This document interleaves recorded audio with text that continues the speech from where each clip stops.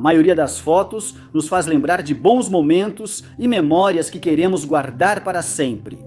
Porém, algumas imagens são ainda mais sinistras por estarem ligadas a crimes não solucionados e, às vezes, serem a única pista para solucionar o mistério. Número 10. Lonnie David Franklin Jr., um serial killer mais conhecido como o Dorminhoco Sombrio, ganhou esse apelido, devido ao fato de que, após tirar a vida de várias pessoas, ele inexplicavelmente decidiu fazer uma pausa em sua onda de crimes por 14 anos. Ele nasceu em Los Angeles em 1952 e teve 2 filhos com sua esposa nos anos 80. A polícia de Los Angeles percebeu que alguém estava assassinando mulheres afro-americanas que atuavam como profissionais do sexo na região. O culpado foi chamado de assassino do South Side e os investigadores acreditam que ele matou ao menos 13 mulheres até 1985. A notícia de um possível serial killer só foi divulgada naquele ano, quando a polícia pediu informações ao público. No ano seguinte, mais 2 vítimas foram incluídas. Uma força-tarefa foi criada e se concentrou exclusivamente no caso do assassino do South Side, mas fez muito pouco progresso na identificação do culpado. Uma recompensa de 25 mil foi oferecida a quem pudesse identificar o agressor, mas mesmo assim, ninguém apareceu com informações úteis. Em 1987, a força-tarefa foi reduzida, pois quase não houve avanços no caso. Também foi descoberto que vários outros assassinos em série estavam ativos em Los Angeles ao mesmo tempo e que o assassino do South Side não era responsável por tantos ataques quanto se acreditava anteriormente. Nas 2 décadas seguintes, mais vítimas foram identificadas, mas nenhum progresso foi feito para identificar o agressor. Outra força-tarefa, chamada Força-Tarefa 800, foi criada. Em 2008, a recompensa por informações foi aumentada para 500 mil. Nesse momento, pessoas de todo o país acompanhavam o caso. E os moradores de Los Angeles foram orientados a ficar atentos a qualquer atividade suspeita e a permanecer vigilantes e cautelosos. Em 2009, durante uma coletiva de imprensa, o agressor passou a ser chamado de o Dorminhoco Sinistro. Ao mesmo tempo, um homem relatou às autoridades ter visto outro descartando restos humanos e forneceu à polícia a placa da van. E quando foi rastreada, ela estava ligada a uma igreja cosmopolita extinta. Uma mulher escapou por pouco de um ataque. No interrogatório, ela disse que o responsável era um afro-americano de cerca de 30 anos, bem vestido, de calça caque e camisa polo.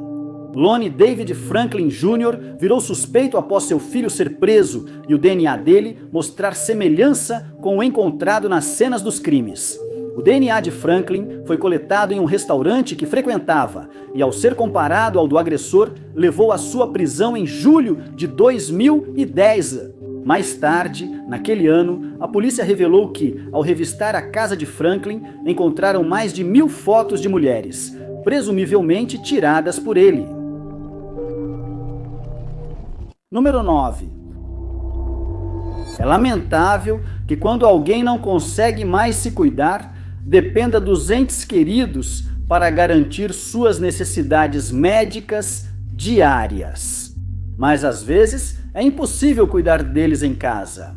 E a difícil decisão de transferir essa responsabilidade a cuidadores profissionais precisou ser tomada, como ocorreu com Van Ingram. Van foi diagnosticado com autismo severo aos 8 anos e sofria convulsões. E à medida que foi ficando mais velho, ele começou a agir impulsivamente, muitas vezes seguindo seus instintos e sem saber se colocando em situações perigosas. Por isso, sua mãe decidiu levá-lo a um médico que determinou que ele era autista e que sua condição estava no grau mais severo do espectro.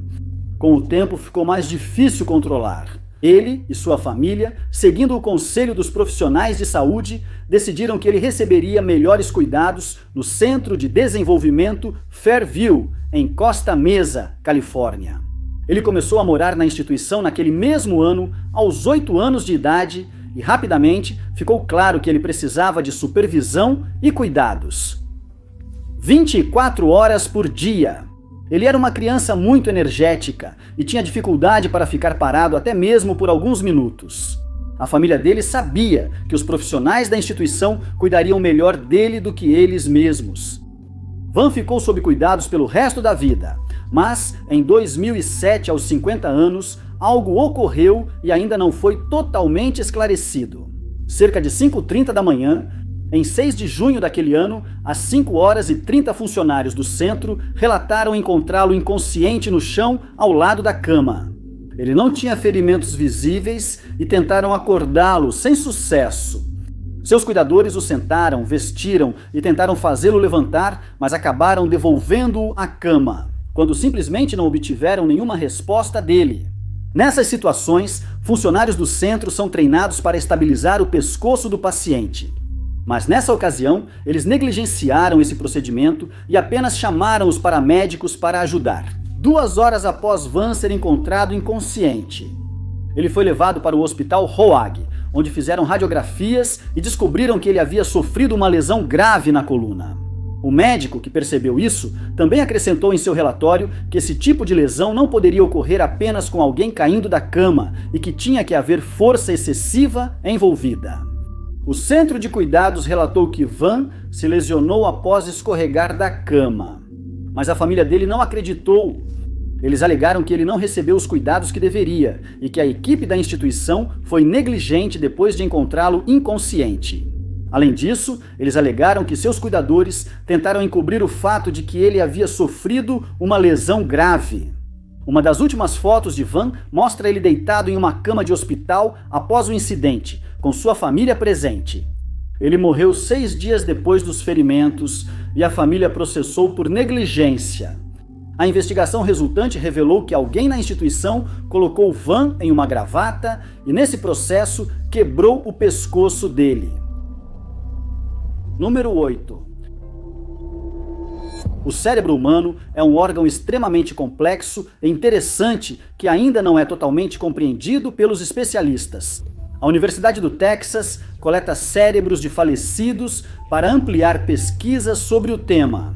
E em 2014, isso se tornou o tema de um mistério estranho que ainda não foi resolvido. Um dos cérebros mantidos na universidade era do ex-fuzileiro naval Charles Whitman.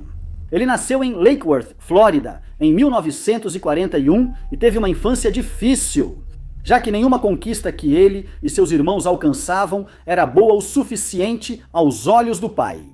Ele era abusivo com a esposa e, segundo conhecidos, tinha certa obsessão por armas de fogo. Ele ensinou seus 3 filhos a atirar desde cedo e Charles era considerado um atirador de destaque. Quando crescia, sonhava em sair de casa para fugir do pai dominador, por isso se alistou nos fuzileiros navais dos Estados Unidos da América assim que pôde. Em 1959, ele se tornou um atirador de elite enquanto estudava engenharia mecânica e em 1962 se casou com Kathleen Leisner. Ele completou seu serviço militar em 1964 e foi 2 anos depois que começou a escrever sobre suas emoções. Ele disse que frequentemente sentia raiva incontrolável, confusão e muitas vezes quase se tornava violento. Ele procurou ajuda de vários médicos e recebeu prescrições de medicamentos que deveriam ajudar com sua natureza volátil. Mas em março daquele ano, ele decidiu consultar um psiquiatra e então passou a sofrer regularmente de dores de cabeça. O problema não pôde ser determinado e o psiquiatra recomendou que ele voltasse para mais observações, mas ele não voltou. A situação dele piorou e em 1º de agosto de 1966 ele fez o impensável. Ele foi até a casa da mãe, onde tirou a vida dela e depois voltou para a própria casa, onde também tirou a vida da esposa. Ele usou macacão caqui e bandana branca, disfarçado de funcionário de manutenção. E então reuniu um arsenal de armas, que levou até o topo do mirante na Universidade do Texas. Ele matou 2 pessoas enquanto subia ao topo. Ao chegar, ele trancou a porta do mirante, achou um bom lugar e começou a atirar nas pessoas abaixo. Quando sua vida foi tirada pelos policiais, ele já havia tirado a vida de 16 pessoas e ferido gravemente outras 31, uma das quais morreria depois devido a complicações. Mais tarde, durante sua autópsia, a origem de suas dores de cabeça foi finalmente revelada quando um tumor do tamanho de uma noz foi encontrado em seu cérebro. Número 7. No dia 1º de fevereiro de 1970, um grupo de crianças curtia um dia de neve em Nova York quando encontrou algo perturbador. Uma das crianças acreditou ter encontrado um corpo e, ao inspecionar mais de perto, provou estar certo. Eles correram para casa e avisaram seus pais, que chamaram as autoridades. Após confirmar a descoberta macabra, a polícia encontrou o homem deitado de costas, com os braços estendidos à sua frente. A posição do corpo era estranha e os investigadores disseram que parecia estar lendo um jornal invisível. Foi determinado que ele foi vítima de homicídio e que sua vida foi tirada com uma arma de fogo. Ele teria entre 35 e 45 anos, 1,60 metros de altura e cerca de 70 quilos. Ele tinha cabelo castanho, estava barbeado e deve ter sido atacado 48 horas antes de ser encontrado. Logo se especulou que sua vida foi tirada em outro local e o agressor o arrastou até ali. Ele foi encontrado pelos braços, o que resultou na posição estranha em que foi encontrado devido ao frio. Ele tinha 156 no bolso, sem nenhum tipo de identificação. Curiosamente, ele usava várias camadas de roupa, começando por um sobretudo bege. Por baixo, ele vestia um terno risca de giz verde escuro com gravata da Playboy Enterprises e, sob isso, um pijama. Ele tinha um relógio Omega Seamaster no pulso e usava um grande anel de ouro em um dos dedos. Além disso, ele usava sapatos pretos cobertos por galochas. Havia dúvidas se ele era da região e alguns investigadores sugeriram que talvez nem fosse dos Estados Unidos. A teoria principal era que ele vinha do Brasil, pois sua camisa foi feita lá. Após consultar um joalheiro, determinou-se que seu anel foi comprado naquele país. Além disso, a munição usada no ataque provavelmente também foi comprada no Brasil. Sugeriram que ele se vestisse em camadas para se aquecer, pois estava acostumado ao clima mais quente do Brasil. Acreditava-se que o ataque ocorreu por envolvimento com o crime organizado e que ele foi levado aos Estados Unidos antes de morrer, para que seu agressor ou agressores não pudessem ser rastreados.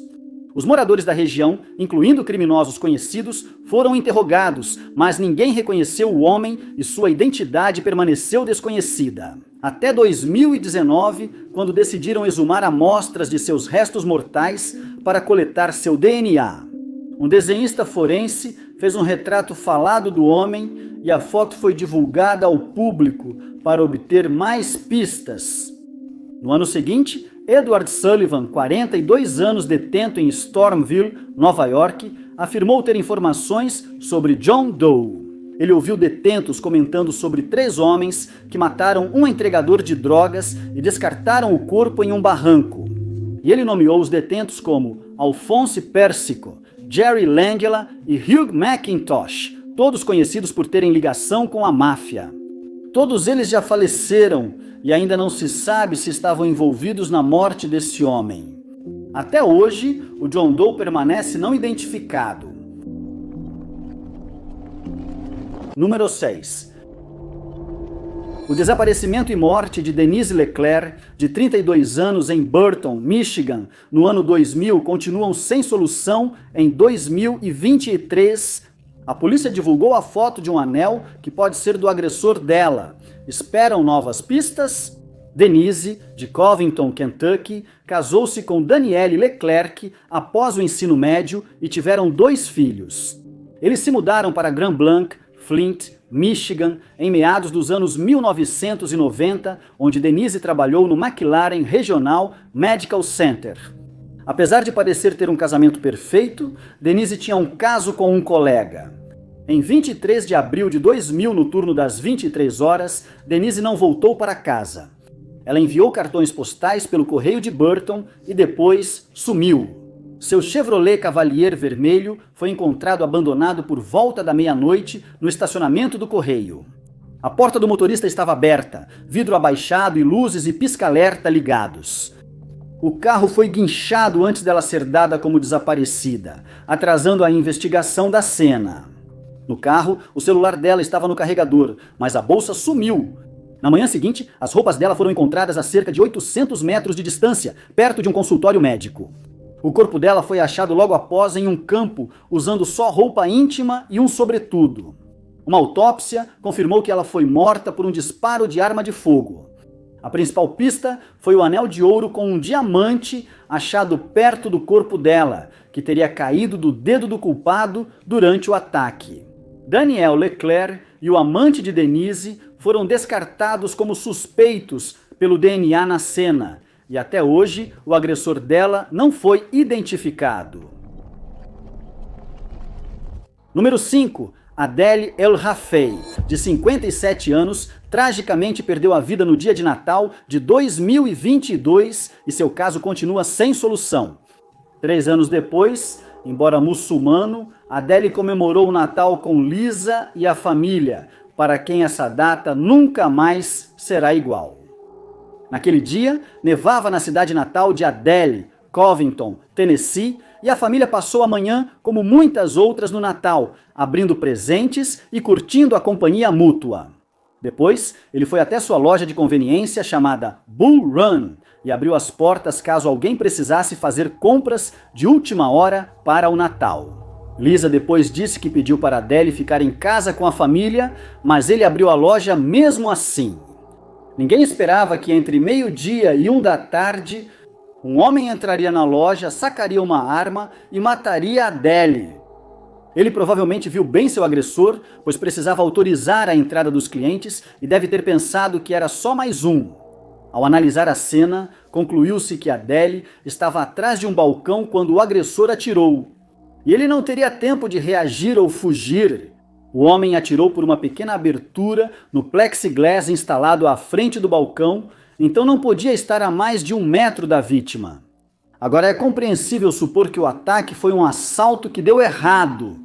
Agora, investigadores acreditam que Adele conhecia o homem que o matou, possivelmente um cliente frequente da loja. Imagens das câmeras de segurança foram obtidas, onde os investigadores acharam a primeira pista. Mostrava um homem entrando na loja entre meio-dia e 1 hora, e ele permaneceu na loja por cerca de 2 minutos antes de sair apressadamente. Uma imagem das filmagens foi divulgada e investigadores pedem que quem o reconhecer entre em contato imediatamente. Eles descrevem o homem como magro, entre 1,60 e 8 metros e 1,83 metros de altura. Quem reconhecer o homem da foto ou tiver informações sobre o caso de Adele deve ligar para a Divisão de Investigações Criminais do Departamento de Polícia de Covington pelo 90147-51261. Número 4. Quando alguém querido desaparece sem explicação, a família fica em limbo. Na maioria dos casos, só resta esperar e rezar para serem encontrados sem ferimentos. Mas quando um caso de pessoa desaparecida permanece sem solução por anos, o fato é que a esperança começa a diminuir. E em casos como o que envolve Pauline Sowry, de 49 anos, ela desaparece completamente. Pauline Sowry foi vista pela última vez com sua família em Wollongong, Austrália, em dezembro de 1993. Mais tarde, veio à tona que ela havia se divorciado do marido em junho daquele ano e que recebeu uma quantia substancial de dinheiro nesse processo. Segundo amigos e familiares, ela passou a conviver com pessoas consideradas más companhias. Suspeitava-se que ela foi sequestrada e roubada antes de morrer. As circunstâncias exatas por trás do desaparecimento de Pauline são, no mínimo, vagas, e não foi revelado onde ela foi vista pela última vez ou quais eram seus planos quando desapareceu.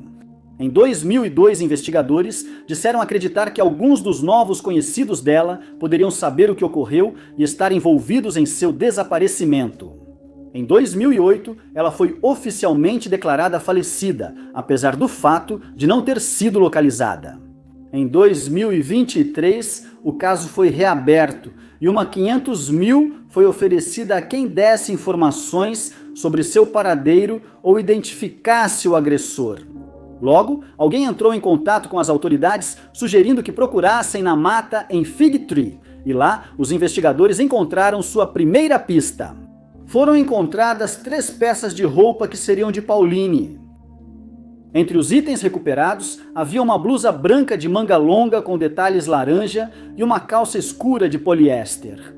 Parte da costura foi feita por quem estava usando a blusa. Pauline era conhecida por alterar suas roupas à mão, então sugere-se que esse era o traje que usava ao ser sequestrada. Mesmo com a nova evidência, os investigadores não avançaram na identificação de um suspeito e o caso esfriou de novo. Em 2024, as autoridades receberam uma dica de um membro do público que afirmou ter visto Pauline em um sedã H. Kingswood branco, modelo 1968, ao sul de Wollongong, no dia do seu desaparecimento. Divulgaram uma foto desse modelo de carro. Qualquer pessoa que se lembre de ter visto um carro parecido na área naquele dia deve contatar a polícia. Enquanto isso, a investigação continuou e no dia 29 de maio de 2025, as autoridades fizeram um anúncio. Um suspeito foi preso, embora os detalhes de como o homem foi identificado como suspeito não tenham sido revelados. Sabe-se que um homem de 64 anos foi detido em Gwenville. Ele foi acusado de cúmplice após o fato, pois teria ajudado os agressores de Pauline a ocultar seus restos mortais. Número 3. Após o desaparecimento de Mara Murray, de 21 anos, na Rota 112 em Haverhill, New Hampshire, em 2004, seu caso chamou a atenção de pessoas em todo o país devido às circunstâncias estranhas que o cercam. Ela nunca foi encontrada. Em 2024, divulgaram uma foto mostrando como Mara estaria hoje. Agora, mais de 2 décadas após ter sido vista pela última vez, espera-se que alguém a reconheça e finalmente encerre esse mistério. O caso de Mara teve início em 9 de fevereiro daquele ano, enquanto cursava enfermagem na Universidade de Massachusetts, em Amherst. Na data, ela aparentemente tomou uma decisão estranha. Sabe-se que ela colocou seus livros didáticos no carro, comprou cerca de $40 em bebidas alcoólicas e então saiu do campus sem informar ninguém sobre seus planos. Ela foi vista na Rota 112 em Haverhill após dirigir cerca de 2 horas. Lá, ela perdeu o controle do carro numa curva fechada e bateu em uma árvore. Um motorista de ônibus viu o carro batido na estrada e foi checar como ela estava. Ele perguntou se ela estava machucada, mas Mara disse que estava bem. O motorista achou que ela estava bêbada e se ofereceu para chamar a polícia, mas Mara pediu que não fizesse isso, dizendo que já chamara a AAA e o guincho estava a caminho. Mas o motorista do ônibus sabia que isso não era verdade, já que não havia sinal de celular na área. Ao chegar em casa, ele acionou a polícia para relatar o incidente. Ele destacou que ela estava sozinha e parecia embriagada. Os policiais chegaram logo e acharam o carro de Mara, mas ela não estava lá. A área foi completamente vasculhada, mas nada foi encontrado e o caso esfriou. Frustrada, a família contratou um detetive particular que sugeriu o que pode ter ocorrido naquele dia. Ele acredita que alguém encontrou Mara à beira da estrada. Após o motorista do ônibus partir e oferecer carona a Mara, ela pode ter aceitado e sido sequestrada. Talvez ela não quisesse que o motorista chamasse a polícia, pois havia bebido e sua carteira nacional de habilitação estava suspensa por multa de excesso de velocidade não paga. Durante investigações posteriores, veio à tona que um andarilho que morava na região, na época, pode ter visto o que aconteceu naquele dia. Ou que ele esteja envolvido, pois já foi denunciado várias vezes por violência contra mulheres no passado. Certa vez, ele viu uma mulher parada à beira da estrada. E apesar de inicialmente ter sido amigável com ela, seu comportamento mudou de repente e ele acabou a atacando. Ele foi considerado pessoa de interesse, mas não suspeito, e os investigadores não informaram se ele foi localizado ou interrogado. A família de Mara ainda luta com sua ausência, mas mantém esperança de um dia saber o que ocorreu. Se você reconhecer Mara pela foto com progressão de idade ou tiver qualquer nova informação para compartilhar com os investigadores, pedimos que entre em contato com a Unidade de Casos Arquivados de New Hampshire pelo número 6032712, diz 663. Número 2.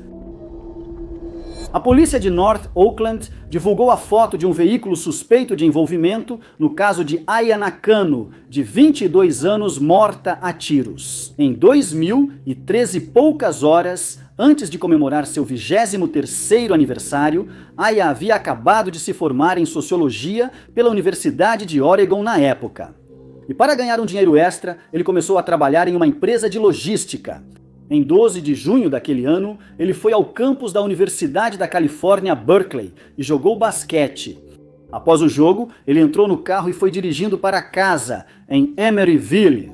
Enquanto dirigia pelo quarteirão 5800 da Marker Street, no norte de Oakland, outro veículo bateu na traseira do seu carro. Ele parou o carro para avaliar os danos e trocar informações de seguro com o outro motorista.